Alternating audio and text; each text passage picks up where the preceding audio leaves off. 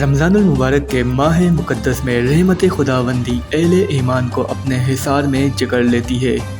नबी अकरम सल्लल्लाहु अलैहि वसल्लम के उम्मती नेक आमाल और रूहानी तरबियत के खूबसूरत बेकर में ढल जाते हैं। रोज़ेदारों के लिए अफ्तार का एहतमाम किया जाता है और इस बहाने यकजा होने के मौके मिलते हैं। ऐसी ही एक अफ्तार पार्टी का एहतमाम अल शरीफ फाउंडेशन ऑफ पाकिस्तान की जानिब से भी किया गया। परवेज़ इकबाल अराए, चेयरमैन अल शरीफ फाउंडेशन पाकिस्तान और मेज़बान नूर खान, एग्जीक्यूटिव मेंबर अल शरीफ फाउंडेशन पाकिस्तान और बिजनेसमैन ने अफ्तार का एहतमाम किया और तमाम लोगों को अफ्तार करवाया।